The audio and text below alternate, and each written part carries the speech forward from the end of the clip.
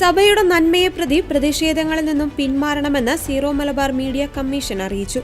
Zero Malabar സഭയുടെ ചരിത്രത്തിൽ ആദ്യമായി 34 രൂപതകളിലും ഏകീകൃത വിശുദ്ധ കുർബാനയർപ്പണം നടപ്പിലായി എന്ന യാഥാർത്ഥ്യം അംഗീകരിച്ചുകൊണ്ട് സഭയുടെ നന്മയ്ക്കു വേണ്ടി അനുരഞ്ജനപ്പെടുവാനാണ് സഭയെന്നും ആഹ്വാനം ചെയ്തിട്ടുള്ളത്. ഐക്യത്തിനു വേണ്ടിയുള്ള പരിശ്രമങ്ങൾ പരിശുദ്ധാത്മ പ്രേരിതമാണ്. അതുകൊണ്ട് തന്നെ ഈ തീരുമാനം സർവാത്മന സ്വീകരിച്ച രൂപതകളിൽ സമാധാനപൂർവമായ വിശുദ്ധ കുർബാനയർപ്പണവും സഭാജീവിതവുമാണ് നടക്കുന്നത്.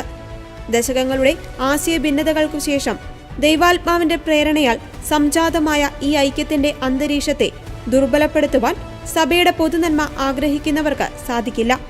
ഏകീകൃത വിശുദ്ധ കുർബാനയർപ്പണത്തിൽ നിന്ന് സഭയ്ക്ക് പിന്നോട്ടു പോകാനാകില്ല.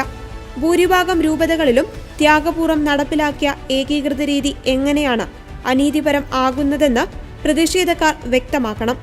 വിദ്വേഷം കുത്തിവെച്ചും വിശ്വാസികളുടെ നേർച്ചപ്പണം ദുരുപയോഗം ചെയ്തും ജനങ്ങളെ തെരുവിലിറക്കുന്നത് വിശ്വാസത്തെയും സഭയെയും ദുർബലപ്പെടുത്തുവാനും പരിഹാസ വിഷയമാക്കുവാനും മാത്രമേ ഉപകരിക്കുകയുള്ളൂ എന്നും മനസ്സിലാക്കി സഭയുടെ നന്മയെ പ്രതി വൈദികർ പ്രതിഷേധങ്ങളിൽ നിന്നും പിന്മാറണമെന്നും സീറോ മലബാർ മീഡിയ കമ്മീഷൻ ഫേസ്ബുക്കിൽ പങ്കുവച്ച പോസ്റ്റിൽ പറയുന്നു.